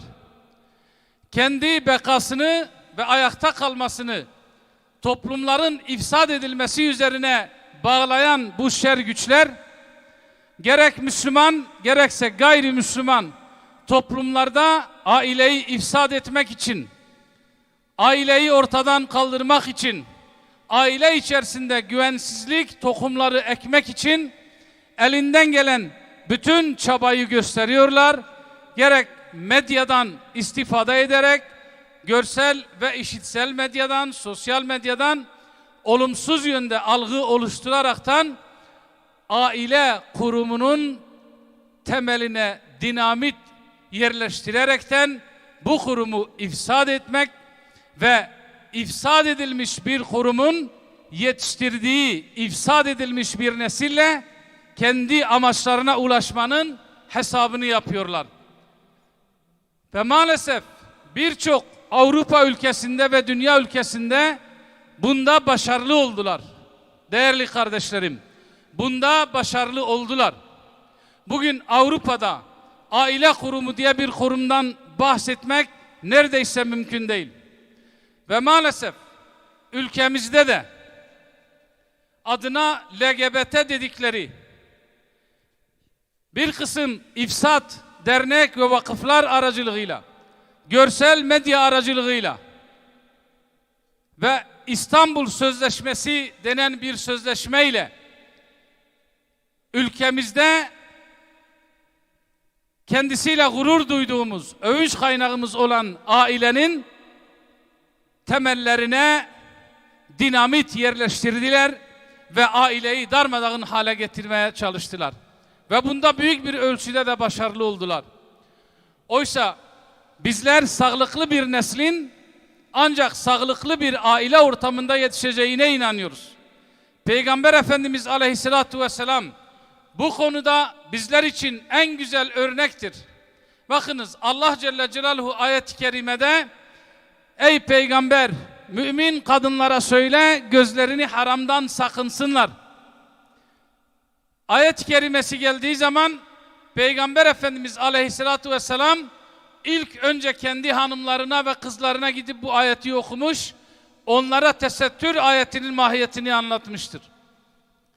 Yine ve'mur ehleke bis-salati vestabir aleyha, kendi ailene, aile efradına namazı emret ve sen de onda sabırlı ol ayet-i kerimesi indiği zaman bu ayet-i kerimeden hemen sonra Peygamber Efendimiz Aleyhisselatü Vesselam her sabah mescide giderken Hazreti Fatıma annemizin kapısını çalar, Hazreti Ali Efendimizin kapısını çalar, ey Fatıma, ey Ali, haydi namaza der. Peygamber Efendimiz Aleyhisselatü Vesselam zevcelerine ezvac-ı tahirata, annelerimize ibadetin şekillerini, Allah'a olan inancın mahiyetini, takvayı, salih ameli en güzel bir şekilde öğretirdi. Bir defasında Peygamber Efendimiz Aleyhisselatü Vesselam mübarek gece ibadeti yaparak ayakları şişiyordu. Hazreti Ayşe validemiz kendisine hitaben dedi ki, ey Allah'ın Resulü, Allah senin geçmiş ve gelecek bütün hatalarını silip seni affettiği halde niçin kendine bu kadar eziyet ediyorsun dediğinde Peygamber Efendimiz Aleyhisselatü Vesselam, ey Ayşe, buna karşılık ben de şükreden bir kul olmayayım diyerekten şükrün ve hamdin mahiyetini öğretiyordu. Allah'a olan inancın, itikadın sağlamlığını öğretiyordu. Kendi çocuklarına ve mahiyeti altında olan çocuklara helal ve haram dairesini ve çizgisini öğretiyordu. O kadar hassastı ki bu konuda bir defasında Hazreti Hasan Efendimiz daha çocuk yaşta zekat hurmalarının olduğu o öbekten bir hurma alıp ağzına attığında Peygamber Efendimiz Aleyhisselatü Vesselam hemen onun elini yakalar, ağzındaki olanı çıkarır ve onu çıkardır. Çünkü bize zekat yemek caiz değildir der. Peygamber Efendimiz Aleyhisselatü Vesselam, sizin en hayırlınız ehline, ailesine en hayırlı olan, en iyi olanınızdır. Ben ehlime en iyi olanınızım diyor. Hazreti Ayşe validemiz anlatıyor. Allah Resulü sallallahu aleyhi ve sellem asla hiçbir hanımına kötü bir söz söylemedi. Hiçbir hizmetçisine yaptığı bir şeyden ya da yapmadığı bir şeyden dolayı asla kızmamıştır. O saadet evinde yetişen Hazreti Hüseyin, Hazreti Hasan, Hazreti Ali, Hazreti Fatıma, Üsame bin Zeyd, Abdullah İbni Abbas, Enes İbni Malik gibi güzide insanlar tarihe yön verdiler ve kıyamet gününe kadar da yön verecekler. Değerli kardeşlerim, eğer toplumumuzu ıslah etmek, geleceğimizi sağlam temeller üzerine kurmak istiyorsak adres bellidir. Allah Resulü sallallahu aleyhi ve sellemin örnek aile reisliğidir. Bir başka yere gitmeye gerek yok. Her toplum, her ulus kendi dininden mütevellit, örfünden ve adetinden mütevellit kanunlar icat ederler. Avrupa yozlaşmış ve içi kof bir hale getirilmiş bir dinin müntesibidir. Ahlaki yönden çökmüş örf ve adetlerin müntesibidir. Kendi kanunlarını da elbette ki buna göre yapmıştır. Peki bizler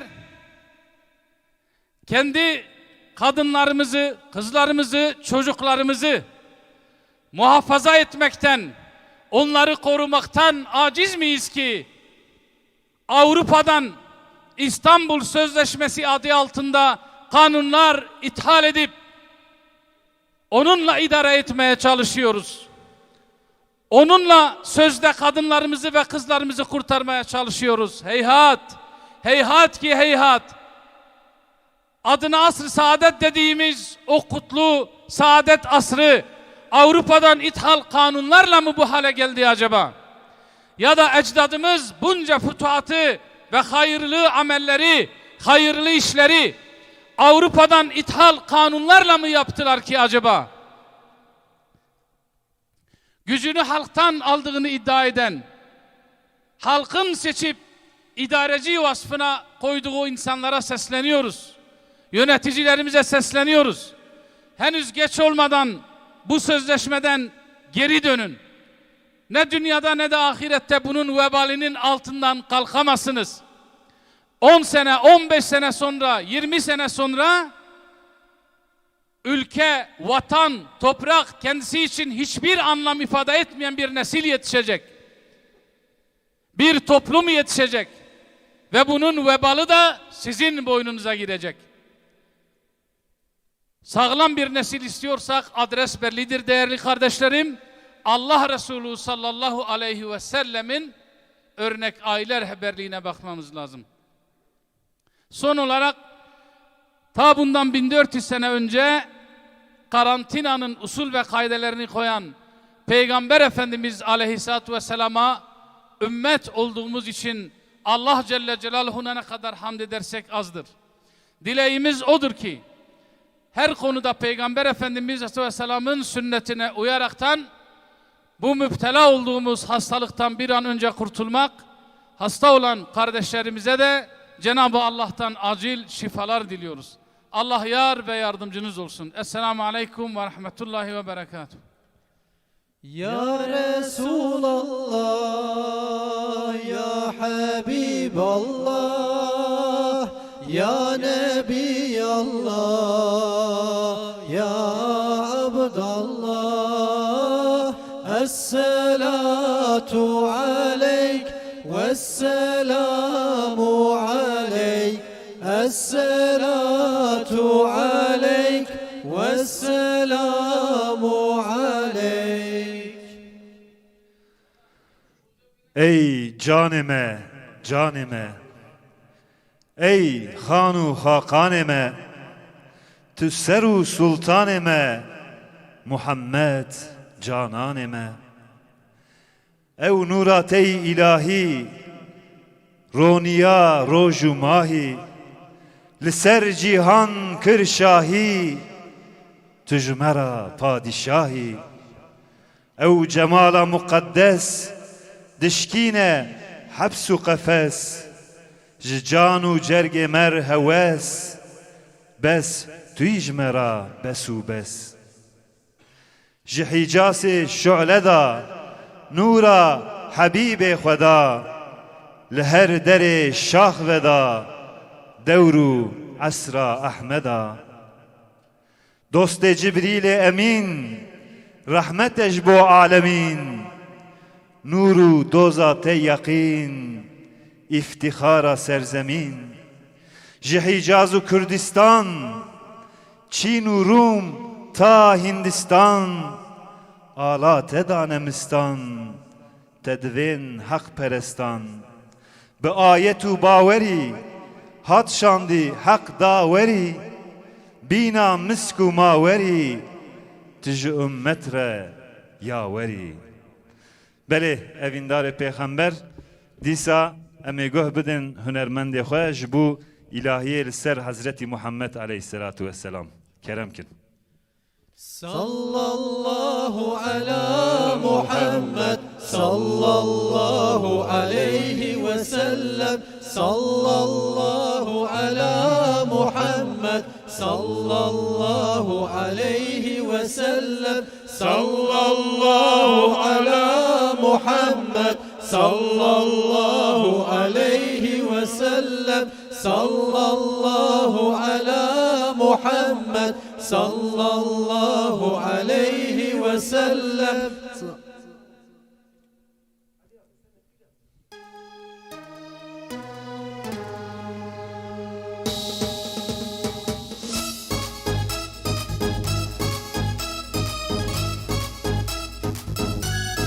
Evet, ekranların başındaki izleyenler, çocuklar, ellerinize bayraklar varsa lütfen sallayın.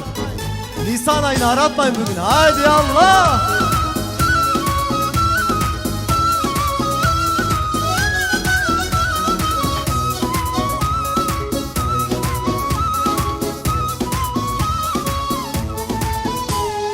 Her Nisan'ın 20'sinde baharın ilk güneşinde yetimlerin gülüşünde görünürsün Ya Muhammed. Ey mübarek selam sana indi yüce kelam. Kurban sana anam babam sevdamızsın Ya Muhammed.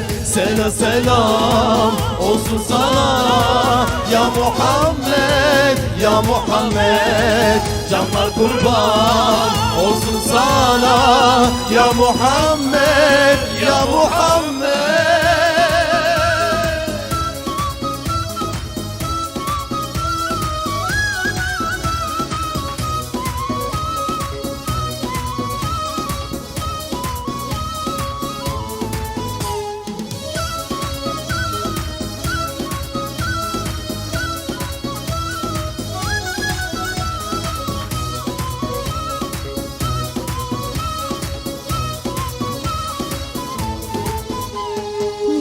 Uymadı alem sana yar, kısa sürdü nazlı bahar. Sensiz kalan inan biçar, çare sensin ya Muhammed.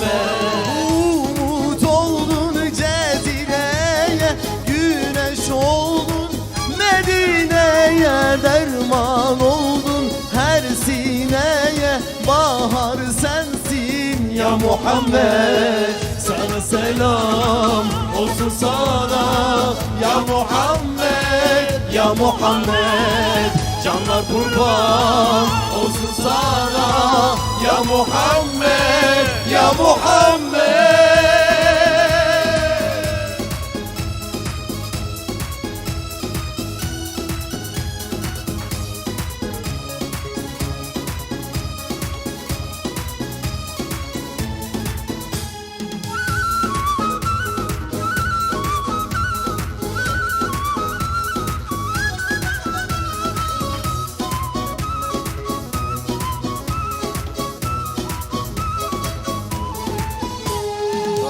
Adalet seninle geldi, asr-ı saadet güzeldi.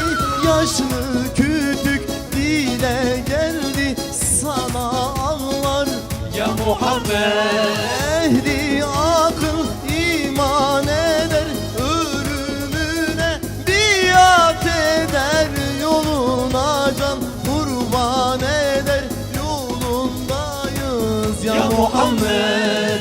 Sana selam olsun sana ya Muhammed, ya Muhammed.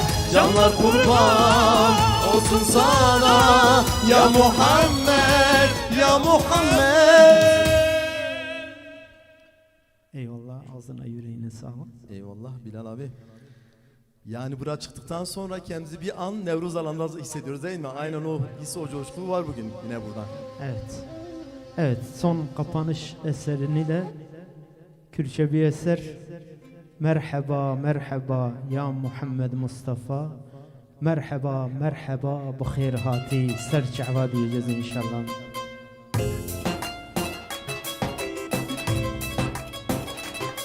Evet, ekran başında bulunan kardeşlerimiz bayraklarını açsınlar.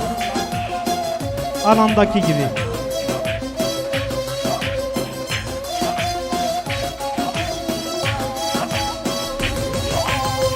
Bunu mevludate Merhaba, merhaba.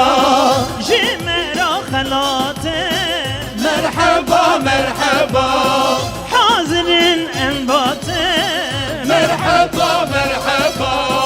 Khir hati serçava Ya Muhammed Mustafa, Khir hati serçava ya Muhammed Mustafa.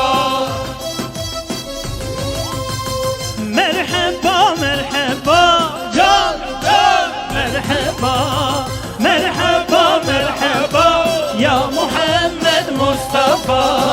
Merhaba, merhaba. Can, can. Merhaba, merhaba, merhaba. Ya Muhammed Mustafa.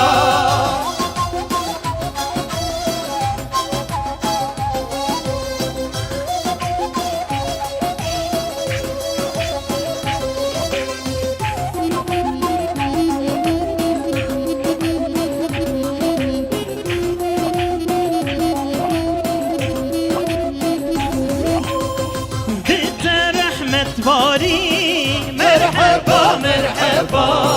Leherci vari Merhaba, merhaba. Hadkhem la buhari Merhaba, merhaba.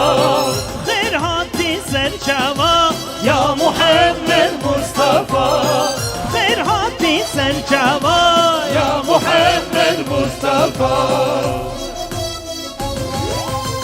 Merhaba, merhaba Can, can. Merhaba. Merhaba, merhaba Ya Muhammed Mustafa.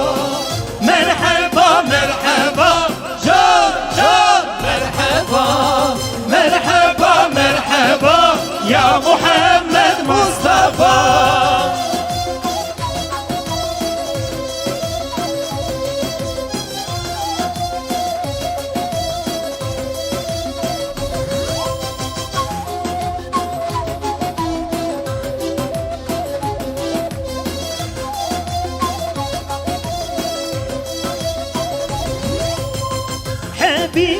خدایی مرحبا مرحبا بغرامت دوایی مرحبا مرحبا سبر عالمایی مرحبا مرحبا بخیر هاتی سرچوا يا محمد مصطفى خیر هاتی سرچوا يا محمد مصطفى مرحبا مرحبا Can can مرحبا مرحبا مرحبا يا محمد مصطفى مرحبا مرحبا جان جان مرحبا مرحبا مرحبا يا محمد مصطفى Ya Resulena Ya Habibena Ya Nebiyena Ya Mevlana الصلاة عليك والسلام عليك الصلاة عليك والسلام عليك. Evet, sanatçılarımıza çok teşekkür ediyoruz. Rabbim kendilerinden razı olsun. Değerli kardeşlerim, Muhammedi coşkuyu en güzel şekilde yaşamaya çalıştık bu gece. Daha doğrusu bir haftadır yaşıyoruz, ekranlarınızdan izliyorsunuz. Bugün biraz final oldu diyelim. Her zaman Diyarbakır final oluyor biliyorsunuz. Efendim, bu etkinlikte emeği geçen bütün arkadaşlarıma, bütün peygamber sevdalılarına teşekkür ediyorum. Ama Peygamber Sevdalıları Vakfı adına da ekranları başında bizleri yalnız bırakmayan siz değerli peygamber aşıklarına çok teşekkür ediyoruz. Rabbim sizlerden razı olsun. Gösterdiğiniz teveccühten dolayı Rabbim sizlerden razı olsun. Ecrinizi kat kat versin inşallah. Evet, biraz buruk oldu ama bu gece inşallah heyecanlı oldu. Biliyorsunuz bir salgın nedeniyle biz medya mevlid buluşmaları yaptık bu sene Peygamber Sevdalıları Vakfı olarak. İnşallah Allah rızasını gözeterek ve onun en sevdiği kulu Hazreti Muhammed'in sevgisini gözeterek yaptık. Rabbim de bu etkinlikler vesilesiyle bir an önce bu salgın musibetini üzerimizden kaldırsın inşallah. Ve temennimiz şu ki biz inşallah önümüzdeki yıl Nisan ayında yine Muhammedi meydanları dolduracağız. Rabbim o günleri görmeyi de bizlere nasip etsin derken dua ettik. Çünkü dua zamanı şimdi, dua vakti, duaya en çok ihtiyaç duyduğumuz bu günlerde ellerimizi semaya açıp istenmesi gereken hakiki zattan isteyeceğiz. Ve hepimiz adına dua etmeleri üzerine Sayın Molla Remzi Uçar hocamızı huzurlarınıza arz ediyoruz. Sizlere de Allah'a ısmarladık diyoruz. Buyurun. Allahümme salli ala Muhammed Nebiyyur Risale Şefi'ül Ümmet Salatu selam bel ser Muhammed Seyyid-i Mümina İmam-ı Ümmet Salatu selam bel ser Muhammed Seyyid-i Mümina İmam-ı Ümmet Allahümme salli ala Muhammed Nebiyyur Risale Şefi'ül Ümmet Salatu selam bel ser Muhammed Seyyid-i Mümina İmam-ı Ümmet Euzubillahimineşşeytanirracim Bismillahirrahmanirrahim Ey bizleri yoktan var eden yüce Rabbimiz! Ey rahmeti sonsuz, izzet ve kemal sahibi! Kullarının tevbesini seven ve bağışlayan, merhamet eden Rabbimiz! Seni hamd ile tesbih ediyor ve tüm kusurlardan tenzih ediyoruz. Allah'ım sana teslim olduk, sana inandık, sana güvendik. Yüzümüzü, gönlümüzü sana çevirdik. Senin yardımınla düşmanlarına karşı mücadele ettik.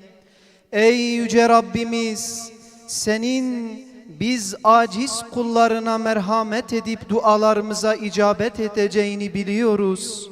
Bunun için tüm acziyet ve fakrımızı itiraf ederek sana yalvarıyoruz. Allah'ım senden seni sevmeyi, seni sevenleri sevmeyi ve senin sevgine ulaştıracak amelleri bize sevdirmeni dileriz.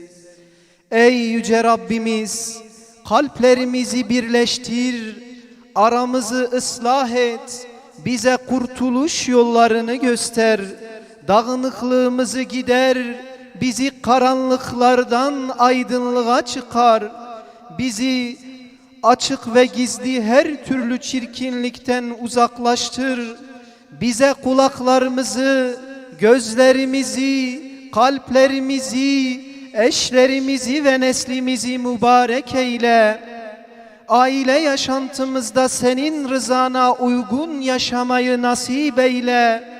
Neslimizi ifsad etmeye yönelik yapılan tüm saldırıları bertaraf eyle. Aile yapımıza karşı yapılan hile, oyun ve planları boz. Kadınlarımızı ve erkeklerimizi, ihtiyar ve gençlerimizi, geleceğimiz olan çocuklarımızı şeytanın hile ve desiselerinden koru. Onlara İslami bilinç ve şuur, takva ve iffet, ilim ve cesaret, senin uğrunda mücadele etme azim, güç ve kuvvetini ver.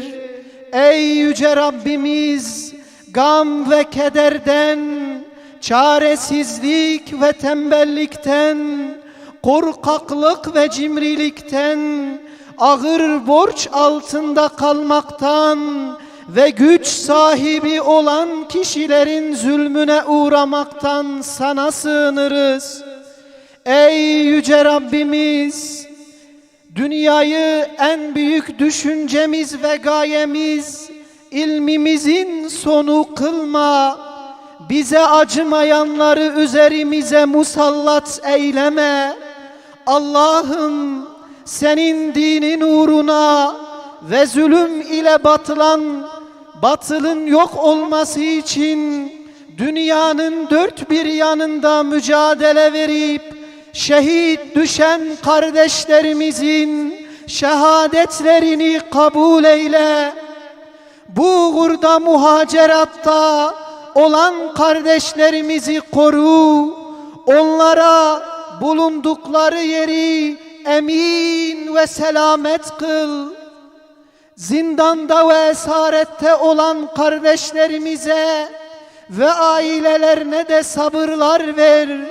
Onları bir an evvel esaretten kurtar ve sevdiklerine kavuştur.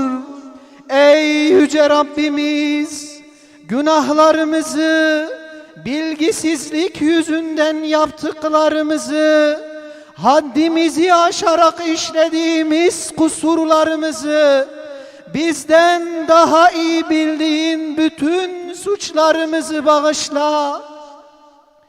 Ey yüce Rabbimiz, senin peygamberin Hazreti Muhammed sallallahu aleyhi ve sellem hayır olarak senden neleri istediyse biz de onları senden isteriz. Hangi kötülüklerden sana sığınmışsa biz de onlardan sana sığınırız. Allah'ım verdiğin nimetin yok olup gitmesinden, lütfettiğin afiyetin bozulmasından, ansızın vereceğin cezadan ve senin gazabının üzerimize çekecek her şeyden sana sığınırız. Ey yüce Rabbimiz, başımıza büyük bir musibet olan şu salgın hastalığı ortadan kaldır.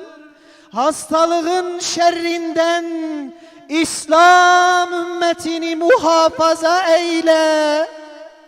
Biliyor ve teslim oluyoruz ki senden başka başımızdan bu belayı def edecek yoktur. bizler senin kainatın yegane sahibi olduğunu ikrar edip hep birlikte diyoruz ki Eşhedü en la ilahe illallah ve eşhedü enne Muhammeden Resulullah. Eşhedü en la ilahe illallah ve eşhedü enne Muhammeden Resulullah.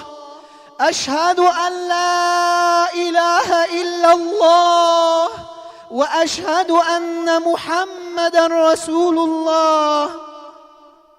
Ey mazlumların, çaresizlerin, mustazafların ve kimsesi olmayanların sahibi olan Allah'ım, ellerimizi boşa çevirme, bize merhamet et, bizi bağışla, bize sıhhat, afiyet ve selamet ver.